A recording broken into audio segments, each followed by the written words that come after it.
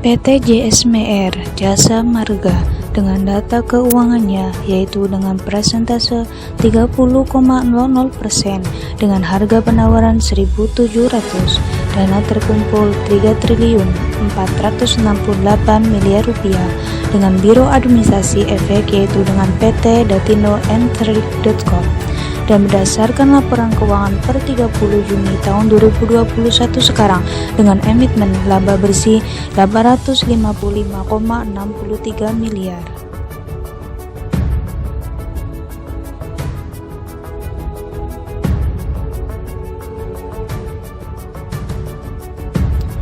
PT JSMR Jasa Marga didirikan oleh pemerintah Indonesia pada tanggal 1 Maret 1978 atas dasar sebagai pendukung pertumbuhan ekonomi melalui jaringan jalan. Jasa Marga memiliki tugas utama untuk merencanakan, membangun, mengoperasikan, dan memelihara jalan tol serta sarana yang berfungsi di dalamnya. PT JSMR Jasa Marga mulai beroperasi pada tanggal 12 November tahun 2007. Setelah dianalisis, PT Jasa Marga JSMR Tbk dengan dividennya 3.910 per lembarnya dengan margin of safety MOS-nya min 2,4% dan debt equity ratio DER-nya 3,7 serta ROE-nya 0,02%.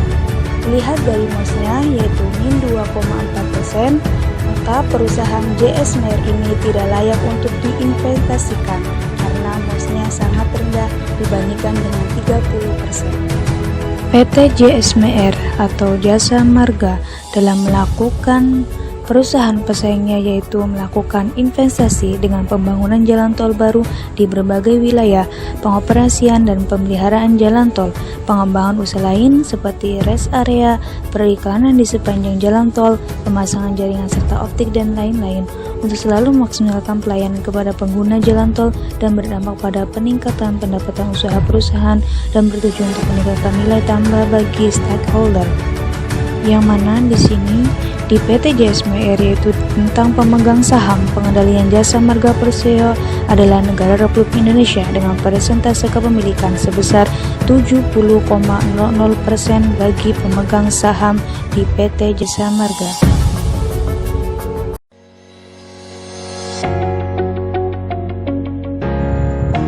Baik, di sini saya akan menjelaskan perusahaan TOTL atau Total Bangun Persada Tbk, berdiri dengan nama PT Jahja Rimba Kencana pada tanggal 4 September 1970. TOTL yang bergerak di bidang bangunan dan konstruksi, melakukan restrukturisasi dan mengubah namanya menjadi PT Total Bangun Persada pada awal tahun 1981. Melalui proses pematangan profesional, perusahaan berjuang keras untuk memposisikan diri dalam kompetisi jasa konstruksi dengan nama merintis kiprahnya sebagai pelaksana konstruksi bangunan gedung. Tahun 2006, PT Total Bangun Persada menjadi perusahaan publik dengan nama PT Total Bangun Persada Tbk dan mencapai 2.750 juta lembar saham di Bursa Efek Jakarta. Total Bangun Persada mulai beroperasi pada tanggal 25 Juli 2006 dengan data keuangan persentase 10,19%, harga penawaran senilai 345 IDR, dana terkumpul senilai 103 triliun 500 miliar rupiah. Biro Administrasi Efek dengan PT Adimitra Jasa Korpora. TOTL memiliki DER atau Debt Equity Ratio senilai 1,32%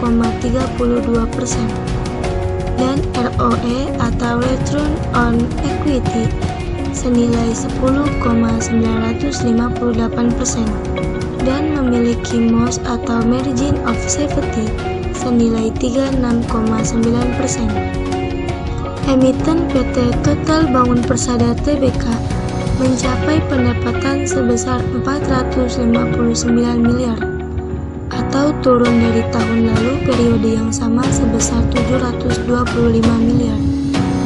Dikutip dari Keterbukaan Informasi Bursa Efek Indonesia, Minggu 2 Mei 2021, pendapatan TOTL membuat laba kotor perusahaan mencapai 71,1 miliar atau turun dari kuartal 1 sampai 2020 sebesar 84,9 miliar.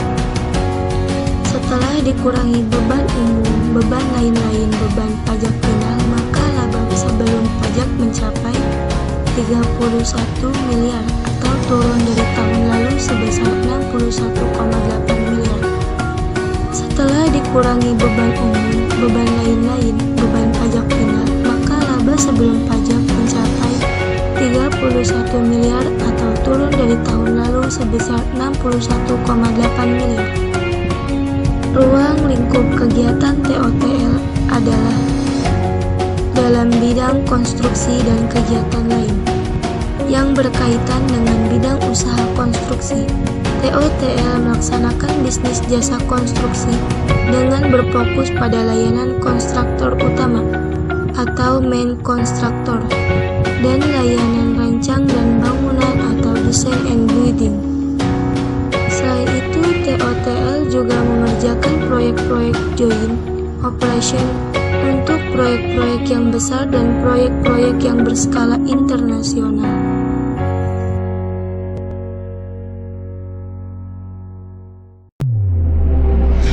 Profil Telkom.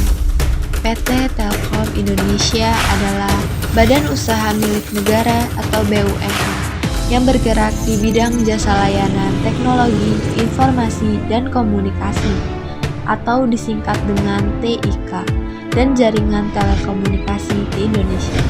Kegiatan usaha Telkom Group bertumbuh dan berubah seiring dengan perkembangan teknologi, informasi, dan digitalisasi. Namun, masih dalam koridor industri, telekomunikasi, dan informasi.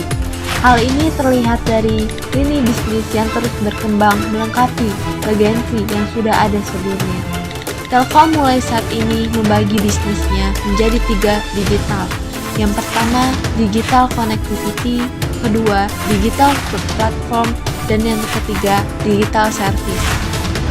Perusahaan ini berdiri pada tanggal 6 Juli 1965 dengan direktur utama bernama Ririk Adriansah, dengan tanggal IPO 14 November 1995 dengan harga penawaran sebesar 2.050. Dengan pendapatan aset dan hutang yang dimiliki Telkom menghasilkan harga wajar Rp1.017.464 dan harga saham sebesar Rp3.340 per lembar dan MOS yang dihasilkan sebesar min 36%, sedangkan DER perusahaan Telkom sebesar 1,39 kali, ROE perusahaan Telkom sebesar 113%. Untuk total aset sebesar 263.977.000, total kewajiban 91.091.000, dengan laba bersih sebesar 12,45 triliun. Dilihat dari MOS perusahaan Telkom memiliki MOS kurang dari 30, maka dapat disimpulkan perusahaan ini tidak layak diinvestasikan karena memiliki MOS kurang dari 30%.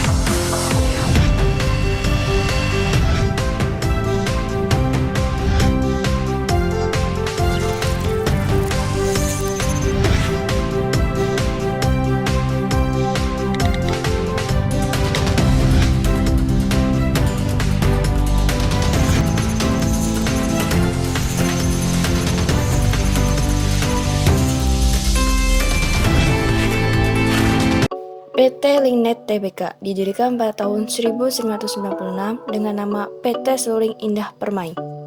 Dan pada tahun 2014 terjadi perubahan nama menjadi PT Linknet. Perusahaan ini bergerak pada bidang penyelenggaraan jaringan tetap yang berbasis kabel, jasa multimedia, internet, serta jasa konsultasi manajemen bisnis. Yang berkantor pusat di Berita 1 Plaza, lantai 4, Jalan Jenderal Gatot Subroto, Kaf 3536, Jakarta 12950, Indonesia. PT Linet Tbk memiliki 3 anak perusahaan, yaitu PT Viz Media Television, PT Infrasolusi Indonesia, dan PT Linet Global Solution, serta memiliki 1 entitas sosial, yaitu PT Indonesia Media Televisi.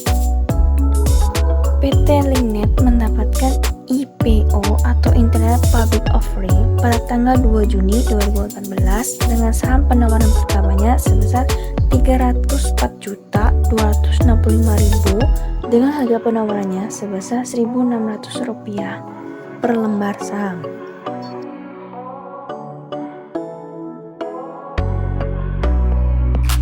Terhitung sampai tanggal 30 Juni 2014, PT Linet telah memiliki jaringan lebih dari 1.312.970 home preset yang terbentang di wilayah Jabodetabek, Bandung, Surabaya, dan Bali, yang mampu mengoperasikan dengan kekuatan 860 MHz two-way broadband service.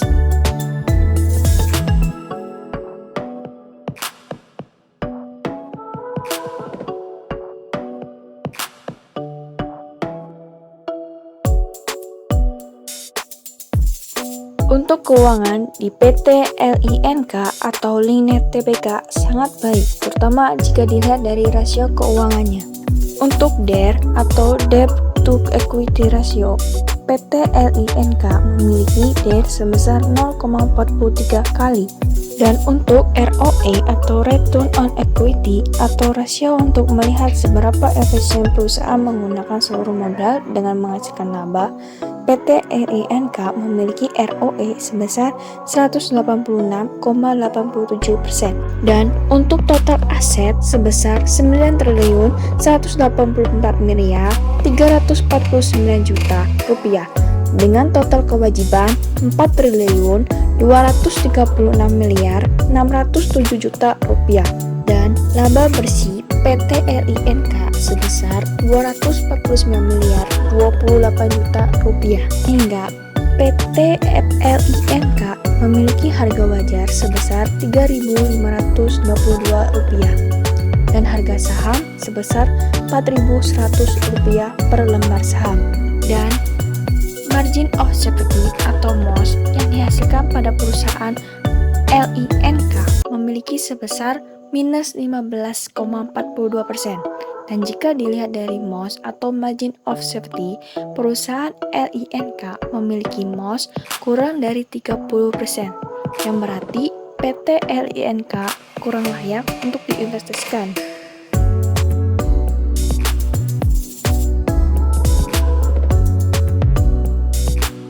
Assalamualaikum warahmatullahi wabarakatuh. Saya Miswahim dari kelas 1C ingin menjelaskan sedikit profil tentang perusahaan CMNP. Pada awal pendirinya 13 April 1987 adalah sebuah konsorsium terdiri dari beberapa badan usaha milik negara BUMN dan perusahaan swasta nasional yang bergerak di bidang infrastruktur, khususnya pengusahaan jalan tol dan bidang terkait lainnya. Akan ada video cuplikan dikit. Terima kasih. Wassalamualaikum warahmatullahi wabarakatuh. PT Citra Marga Nusa Pala Persada Tbk merupakan perusahaan tol swasta pertama di Indonesia yang berdiri sejak 13 April 1987. CMNP percaya bahwa perseroan tidak hanya membangun dan mengoperasikan jalan tol, namun CMNP berperan sebagai mitra pemerintah dalam membangun bangsa dengan turut mendukung pemerintah dalam memberikan solusi inovatif yang akan membantu memperlancar lalu lintas barang dan jasa baik untuk kota Jakarta maupun kota-kota lainnya di Indonesia. Solusi inovatif ini sejalan dengan program infrastruktur pemerintah, terutama dalam penyediaan jalan tol yang berkualitas. Konsesi jalan tol pertama CMNP adalah Jalan Tol Insinyur Wiyoto Wiono MSC, yang merupakan jalan tol layang pertama di Indonesia. ruas Cawang, Tanjung Priuk, Pluit sepanjang 34 km. Pembangunan jalan tol Insinyur Wiyoto Wiono telah mencatatkan sejarah tersendiri pada dunia engineering di Indonesia. Dengan menggunakan teknik konstruksi sosro bahu yang ditemukan oleh Cokorda Raka Sukawati, teknologi ini sangat bermanfaat dalam pembangunan jalan layang di kota-kota besar, terutama saat pengerjaan konstruksi berada di atas jalan dengan lalu lintas yang padat. Teknologi yang telah digunakan di Filipina, Malaysia, Thailand, dan Singapura ini rencananya kembali akan digunakan pada proyek pembangunan jalan tol Cikampek 2 Elevated. Dengan pengalaman lebih dari 30 tahun dalam bidang jalan tol, CMNP telah mengembangkan portofolio usahanya dengan memiliki 6 konsesi jalan tol, serta bisnis komplementer melalui anak usaha, meliputi controlling interest yaitu PT Citra Marga Tama Surabaya, PT Citra Persada Infrastruktur, PT Citra Wasputoa, PT Citra Marga Nusantara Propertindo, PT Citra Marga Lintas Jabar, dan PT Citra Karya Jabar Tol. Di bawah PT Citra Persada Infrastruktur juga berdiri sub-usaha, yaitu PT Citra Persada Service dan PT Girder Indonesia. Non-controlling interest yaitu PT Jasa Sarana. Berdasarkan hasil evaluasi dalam sektor infrastruktur, bahwasanya telah dipaparkan dalam tabel telah diringkas dengan kode perusahaan JSMR, LINK, TLKM, CMNP, dan TOTL dan memiliki MOS dan DER-nya masing-masing. Di sini berdasarkan hasil valuasinya bahwasanya saham TOTL merupakan saham terbaik dalam sektor infrastruktur karena memiliki MOS yang cukup tinggi dibandingkan dengan perusahaan-perusahaan yang lain di dalam sektor infrastruktur, yaitu dengan total MOS-nya 36,9%. Yang mana jika MOS tersebut tinggi melebihi dari 30%, maka perusahaan tersebut layak untuk diinvestasikan. Begitupun sebaliknya, jika MOS-nya rendah, maka perusahaan tersebut tidak layak untuk diinvestasikan.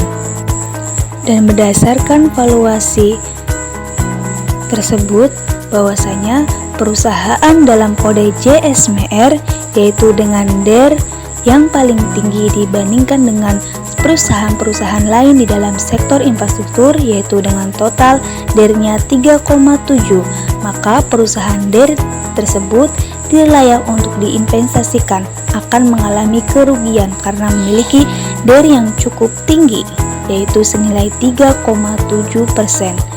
Berdasarkan valuasi tersebut, bahwasanya jika DER yang paling tinggi, maka perusahaan tersebut memiliki utang yang sangat banyak dan tidak layak untuk diinvestasikan. Dan begitupun jika DER-nya itu rendah, maka hutang perusahaan tersebut akan semakin rendah. Maka perusahaan ini akan mengalami investasi yang cukup besar bagi para pemegang sahamnya. Hanya ini yang bisa kami jelaskan tentang profil singkat dari perusahaan sektor infrastruktur dan juga dijelaskan tentang analisis dari perusahaan tersebut. Kami dari kelompok sektor infrastruktur mohon pamit dan undur diri, dan terima kasih banyak telah menonton video kami, dan jangan lupa like and comment serta subscribe video kami. Terima kasih. Wassalamualaikum warahmatullahi wabarakatuh.